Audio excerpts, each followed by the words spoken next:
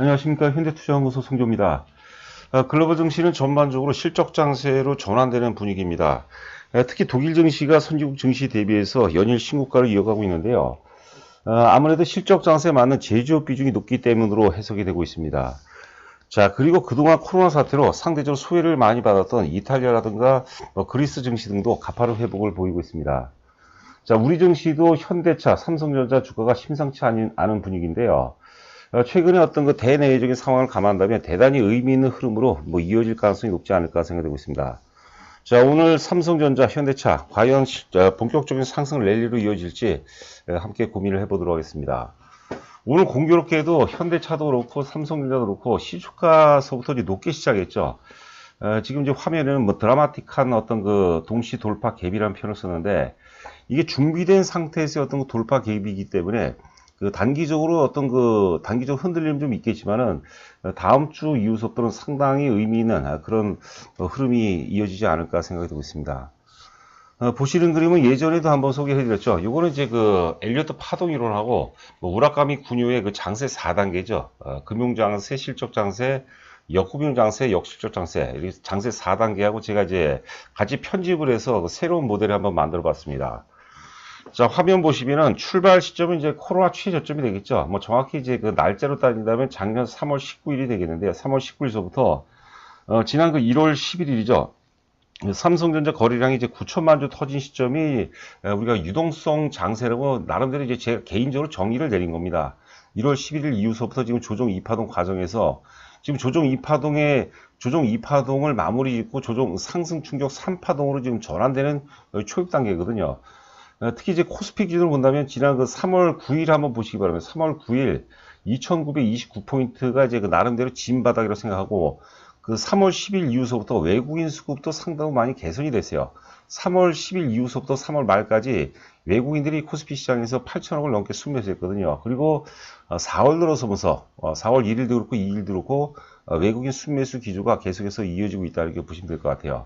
여러 차례 이제 강조를 해드린 바와 같이 사실 그 1파동 유동성 장세죠. 작년 3월 19일서부터 지난 그 1월 10일까지 유동성 장세는 철저하게 저금리 기조하에서 이제 동학 개미 운동, 즉 그 개인 투자가들이 장세를 주도했는데 최근에 이제 그 실세 금리가 계속해서 상승세를 이제 보이고 있죠. 또 이제 그 조정 2파동 과정 속에서 미국 국채 금리 상승이 커다란 또 이슈가 되기도 했는데 여하튼 이제 개인들은 사실 그 금리가 이제 실제 시중금리 실세금리가 상승을 보이면서 동력을 많이 상실한 상태고 기관들은 사실 구조적으로 사실 그 시장을 끌어갈 가능성이 이제 낮다고 봤어요. 그리고 이제 그 외국인들이 사실 3월까지 보면은 작년 초서부터 3월까지 지난 그 3월까지 외국인들이 대략 한 32조 한 33조를 순매도했기 때문에 이제는 한국 주식을 채워놔야 될 수밖에 없는 그런 환경이다 이렇게 보시면 될 것 같아요. 자, 간략하게 살펴보시면 지금은 이제 그 상승 충격 3파동의 출발점이라고 보시면 되겠고 그동안 계속 말씀드렸는데 특히 삼성전자 현대차가 4월 1일이죠. 4월 2일 날 갭상승을 발표하면 갭상승 돌파 갭이 발생되면서 이게 이제 실적 장세로 전환되는 결정적인 어떤 그 시그널이 아닌가 생각이 되고 있습니다. 자, 유동성 장세 같은 건 이제 경기 침체 하가 되겠고, 그다음에 저금리가 이제 가장 커다란 이제 근간이 되겠죠. 유동성 장세는 사실 그 경기 자체가 안 좋기 때문에 성장주 중심으로 올라갑니다. 그리고 사실 그 어떤 그 투자 심리를 지배하는 것은 상상력에 의해서 진행이 된다 이렇게 보시면 될 것 같고, 지금 이제 시작이 되고 있는 실적 장세 같은 경우는 이제 경기가 이제 회복세를 보이고 있죠. 이 경기 회복의 시그널이 이제 금리 상승이라고 이제 수차례 말씀드렸습니다. 초기 금리 상승, 유동성 장세에서 실적 장세로 넘어가는 과정에서 초기 금리 상승은 굉장히 지금 중요한 시그널이라는데 시장에서는 조정을 받으니까 이제 금리 상승이 악재다 이렇게 좀 해석을 하는 것 같은데 그거는 여러분 잘못된 것 같습니다. 자, 그래서 실적 장세가는 말 그대로 실적주들, 펀더멘탈에 근거한 그런 그 실적 펀더멘탈 관련주들이 올라가고 이성에 의해서 1파동이 우리가 상상력, 감성에 의해서 올라갔다면 상승 충격 3파동이죠. 3파동 같은 경우는 이제 그 이성에 의해서 펀더멘탈이라든가 가치에 의해서 진행이 된다. 이렇게 보시면 될 것 같습니다. 그리고 마지막 파동이 이제 역금융 장세인데 이거는 또 그때 가서 우리가 고민을 해보도록 하는데 간략하게 한번 정리를 해보면요. 경기가 이제 그 회복을 넘어서 과열 신호가 나와요. 그러니까 각국 정부에서 시중에 풀려있던 유동성을 회수하고자 금리를 굉장히 많이 높입니다. 자, 그리고 이제 그 기존의 주도주들, 뭐 쉽게 얘기하면 역사적 고점을 돌파한 것들이 가장 많이 올라갑니다. 그리고 마지막에 이제 그 버블, 많은 이제 거품을 일으키죠. 그리고 뭐 감정적으로 주가가 올라가는 경우가 많습니다. 그리고 뭐 안타깝게도 역금융장세 과정 속에서 사실 대상투가 나오거든요. 이런 것들을 우리가 좀 잘 피해 나가야 되겠다고 이제 봐야 될 것 같습니다. 자, 삼성전자 제가 지금 그 분봉 차트입니다. 1분봉 차트인데요. 아침에 동시효과 때 이제 갭상승이 발생이 되죠. 1분봉 차트입니다. 갭상승이 발생되면서 거래가 굉장히 많이 수반됐어요. 대략적으로 이제 그 오전 9시 10분 현재 기준으로 700만 주가 넘어갔거든요. 그러면 이 정도 추이라면은 오늘 예상 거래량이 뭐 3천만 주. 어제 우리가 그 3천만 주 의미에 대해서 많이 말씀드렸죠. 삼성전자가 거래량 최소한 3천만 주 이상을 수반시키면서 양봉이 출시가 되면 그때가 이제 결정적인 실적 장세의 출발점이다라고 얘기했는데 지금 이제 오전 10시 10분까지 700만 주를 돌파했기 때문에 뭐 대략적으로 장 마감 때까지는 뭐 3천만 주를 충분히 넘을 가능성이 높다고 생각했는데 시간이 지나면서 이제 후속 매수가 좀 안 따라주는 것 같아요. 아직까지 오늘도 지금 현재 시간 12시 35분을 통과하고 있는데 외국인들이 한 4천억 넘게 한 4,400억 정도 순매수를 보이고 있거든요. 그런데 그 고점에 살려는 의지는 아직까지 좀 보이지 않는 것 같아요. 그러나 흐름 자체는 대단히 좋다. 조금 아쉽죠. 오늘 같은 날 이제 거래량을 계속해서 후속 매수가 이어지면서 거래량을 붙여야 되는데 그런 부분은 좀 아쉽지만 하여튼 여하튼 간에 오늘만으로 봐더라도 상당히 의미 있는 그런 시세 흐름이 아닌가 생각되고 있습니다. 자, 지금 일봉 차트인데, 일봉 차트. 왜 이제 그 3천만 주냐? 보시면 이제 작년이죠. 작년 11월 13일 날, 당시 그 역사적 고점이 최고점이 62,800원이었어요. 그런데 11월 13일 날 역사적 고점 62,800원을 돌파할 당시에 거래량이 3,150만 주가 터졌습니다. 제가 이제 어제도 그런 말씀 많이 드렸는데, 다른 모든 것은 속이더라도 거래량은 절대 속일 수가 없어요.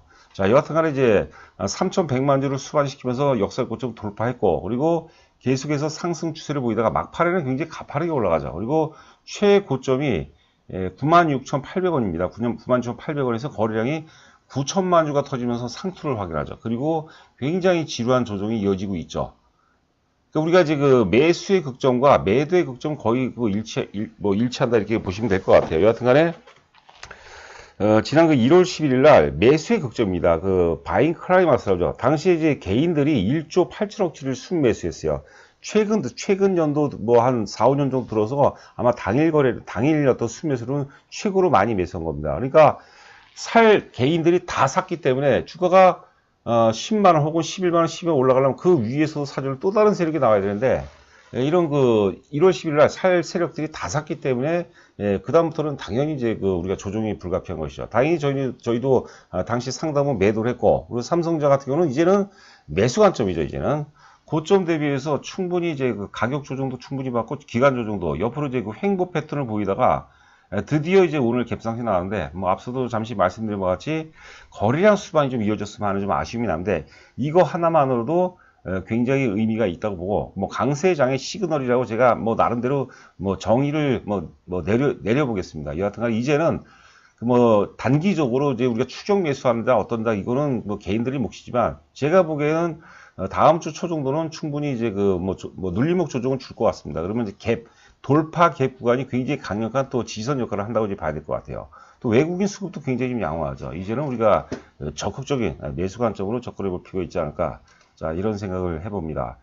우리가 이제 횡보라는 것은 주가가 이렇게 횡보로 보이는데 대체적으로 이제 가격 조정은 사실 그 1월 말에 끝났다고 보시면 돼요.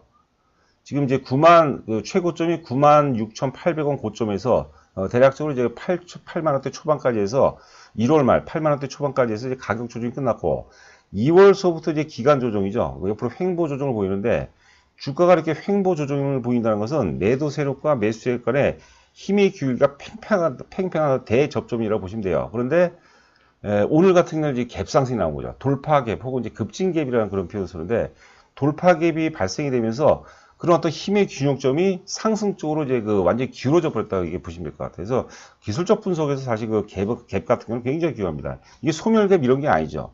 근데 이제 갭이 어떤 신뢰도가 높아지려면 거래량이 수반이 돼야 돼요. 삼성전자는 우리가 기본적으로 한 3천만 정도로 뭐 해석하시면 될 것 같습니다.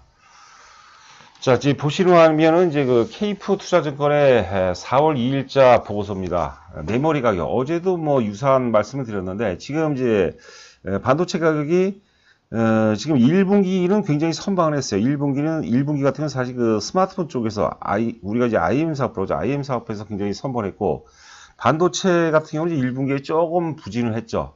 오스틴 어떤 그 정전 사태도 있었고, 일단 그 여러 가지 뭐 잠시 후 살펴보도록 하겠는데, 여러 가지 어떤 복합적인 어떤 그 좀 디스카운트 요인이 있었는데, 그나마 이제 그 다른 사업부에서 선방을 하면서 예상 지금 1분기 예상 영업이익 9조 3천억, 어제는 한 9조 1천억 정도를 얘기했었는데, 오늘 그 케이프 투자증권 보고서 보니까 9조 3천억까지 좀 예상을 하고 있습니다. 굉장히 선방을 했죠.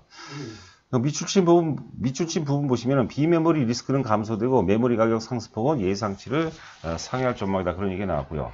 여기 아래 보시면 2분기 같은 경우 이제 D램도 그렇고 낸드도 그렇고 가격 모두 이제 당치 시장 예상치를 상회할 것이다라는 얘기가 나오고요. 그다음에 오스틴의 그 정전, 뭐 일부 고객 향 제품 수율 이슈도 있었죠. 특히 이제 파운드리 같은 경우 이제 수율이 좀 떨어진다는 그런 악재도 있었고요. 그 다음에 이제 인텔이 또 파운드리 사업에 제주했다. 이런 어떤 그 악재가 좀 지배했었는데, 여하튼 간에, 어떤 그 삼성전자의 파운드리 사업의 경쟁력을 훼손할 만큼 의미가 있지는 않다. 뭐 그런 내용이 되겠습니다. 그러니까 지금 이제 오스틴 악재 부분이 있고, 그 다음에 반도체 가격이 이제 빅사이클이 2분기서부터 계속해서 이어진다고 보거든요. 그래서 2분기 같은 경우는 지금 일반적으로 영업이익이 뭐 10조를 넘어갈 것이라는 것은 다 동의를 좀 하는 것 같아요. 자, 영업이익만 한번 살펴보도록 할까요? 자, 2019년도 27조 7천에서 작년이죠. 2020년도 35조 9천억, 한 36조. 올해 예상 영업이익이 49조 9천억으로 나와 있습니다. 지금 50조를 넘게 얘기하는데도 굉장히 많거든요. 만약 이 정도 수준으로 이어진다면 굉장히 의미가 있다고 봐야 될 것 같고요. 2022년이 되겠죠. 내년 같은 경우는 68조를 예상하고 있는데, 참고로 삼성전자의 영업이 가장 높았던 시점이 이제 2018년이었죠. 58조로 기록했는데, 여하튼 간에 뭐 여러 가지 지금 사실 뭐 비관론도 있고 어쩌고 그렇지만은 일단 지금 4차 산업혁명 흐름 과정에서 삼성전자 제가 예전에도 많이 말씀드렸는데, 삼성전자 같은 경우는 올해 그리고 최소한 2024년은 제가 사실 솔직히 모르겠어요. 근데 2022년까지는 상당히 양호한 흐름이 이어질 것으로 이거 예상이 되고 있습니다. 자, 그 다음은 이제 그 현대차를 한번 살펴보도록 하겠습니다. 현대차 같은 경우는 이제, 자, 보시는 그림이 이제 일봉 차트가 되겠는데요. 21만 원이 이제 그 절대 지지선 혹은 이제 콘크리트 지지선이라고 제가 여러 번 말씀드렸습니다. 저희 그 회원분들도 뭐 잘 아시겠지만 저희가 21만 원대에서는 뭐 적극적으로 비중을 좀 늘려가자 그런 얘기도 좀 했었죠. 여하튼 간에 뭐 앞서 그 삼성전자도 그렇고 현대차 같은 경우도 오늘 그 갭상승이 나왔는데, 오늘 그 현대차는 뭐 두 가지 좀 호재가 나왔어요. 미국 시장에서 지금 굉장히 뭐 제너시스를 포함해서 선방하고 있다는 얘기가 나왔고, 결정적으로 구글과 지금 자율주행 합작사를 설립한다고 그러면서 오늘 지금 그 주가를 8%대까지 상승을 보였는데, 위에 보시면은 그 저항선이라고 그러죠. 그게 이제 그 61동평선, 61동평선 우리가 수급선이거든요. 뭐 마음 같아서 사실 61선을 좀 강하게 좀 돌파했으면 하는 바람인데, 거기는 조금 못 미치는 그런 모습이었어요. 참고로 60일 이동 평균 가격이 23만 9,500원입니다. 23만 8,000원입니다. 8,000원. 하여튼 살짝 돌파했다가 지금 거기서 이제 물량을 받고 있는 모습인데, 역시도 이제 그 삼성전자도 그렇고 후속 매수세가 좀 따라주지 않는 것 같아요. 여하튼 간에 21만 원대에서 콘크리트 21만 원대가 21만 원 정도 부분이 절대 지지선 혹은 이제 콘크리트 지지선이라면 굉장히 의미가 있죠, 여러분들. 주식이라는 게 여러분들 그 바닥을 안다, 바닥을 알고 있다는 것만큼 그것만큼 대단히 매력적인 것은 없습니다. 그러니까 당연히 이제 오늘 단기적인 어떤 특히 이제 구글과 합작사, 자율주행 합작사를 설립한다면서 그런 얘기가 나오면서 사실 좀 오버슈팅이죠. 다수의 어떤 거품이 끼었기 때문에 다음 주 월요일 최소한 뭐 화요일은 잘 모르겠고 최소한 월요일 같은 경우는 좀 조정 가능성이 좀 있어 보입니다. 근데 이번 조정을 제가 보기에는 마지막 어떤 그 저점 매수기에다 그런 각오가 있어야 될 것 같아요. 우리가 똑같은 주식을 본다 하더라도 누구는 주가가 저점에서 고점 많이 올라가요. 그래서 뭐 그냥 한 100% 정도 올라간다고 치죠. 근데 똑같이 바닥권에서 다 공유를 했는데 어떤 분들은 그거로 많은 수익을, 목표한 수익을 달성하는 분이 있는 반면에 어떤 분들은 주가가 이제 100% 올라가는데 그 과정에서 손해보고 파는 분들도 의외로 많습니다. 그건 뭐냐면 투자자들이 어떤 자세, 태도. 어설프게 보면 안 되죠. 그리고 비중이 커야 되겠죠. 아무리 주가가 100% 올라간다 하더라도 내가 비중이 전체 투자 금액에서 뭐 5%, 3% 이렇게만 사면 의미가 없죠. 그러니까 종목, 주도주, 내가 이제 포트폴리오 구성할 때 포트폴리오를 위해서 뭐 세 종목으로 내가 구성한다면 첫 번째 베스트 종목이 있어야 돼요. 만약에 내가 1억을 갖고 투자한다면 베스트 종목에 한 50% 정도를 투자를 하고 두 번째 종목에 30%, 뭐 세 번째 종목에 20%, 혹은 뭐 4대 3대 3, 뭐 4대 4대 2 이게 시스템이 갖춰져야 됩니다. 그런 역할을 이제 저희가 회원 가입이 확인이 되면 그런 역할을 저희가 해야 됩니다. 저희는 종목을 추천할 때 종목별 비중이 있습니다. 비중이 굉장히 중요한 거거든요, 사실. 자, NH투자증권 보고서 한번 살펴보도록 하겠습니다. 이거는 이제 4월 1일자 보고서입니다. 퍼스트 무버로서의 어떤 전환을 모색 중이다. 뭐 장기 지속 가능성에 대한 신뢰, 그리고 중장기 주가 재평가가 지속이 될 전망이다. 펀더멘탈도 좋고 성장성도 있고 실적도 대단히 좋죠. 뭐 세 박자, 네 박자가 착착 들어맞는다 이렇게 보시면 될 것 같습니다. 자, 1분기 매출액과 영업이익이 이제 각각 27조, 그리고 영업이 1조 4천억인데 매출은 이제 전년 동기 대비 6.7% 증가하고 영업이익은 이제 전년 동기 대비 62%니까 굉장히 선방을 한 거죠. 뭐 아래 보시면 뭐 특별한 내용은 없습니다. 지난 그 3월 달에 전기차 전용 플랫폼 eGMP죠. 첫 차종인 아이오닉5를 성공적으로 출시했고 국내에서는 이제 사전 계약 첫날에만 올해 사업 계획의 90%를 확보했다는 얘기가 있었고요. 유럽 지역에서도 굉장히 그 선방을 하고 있고, 또 이제 그 앞서도 잠깐 말씀드렸는데, 미국 시장에서 이제 그 고급 브랜드인 제네시스도 안정적인 판매 성장세가 유지가 되고 있다. 그리고 뭐 구글 같은 거, 지금 뭐 애플에 이어서 구글까지도 지금 계속해서 이슈가 되고 있는데, 이슈가 굉장히 중요한 겁니다. 주가가 탄력을 받고 가속도가 받기 위해서는 이슈가 계속해서 좀 보강이 돼야 된다 이렇게 보시면 될 것 같습니다. 자, 영업이익 보시면 2020년 영업이 이제 2조 3,950억에서 올해 예상 영업이 6조입니다. 6조. 물론 그 작년에 이제 우리가 충당금 2조 1,000억이죠. 뭐 플러스해서 한 2조 한 4천억 정도 감안을 한다 하더라도 굉장히 선방을 하는 그런 모습입니다. 자, 현대차가 지금 목표 가격을 NH투자증권에서 33만 원을 제시했는데 그 역사적 최고점이 27만 원이거든요. 지난번에 28만 원대까지 올랐었죠. 근데 역사적 고점 27만 원 돌파해서 33만 원이 의미가 전혀 없어요. 그러면 사실 그 매수의 매력이 없는 거죠.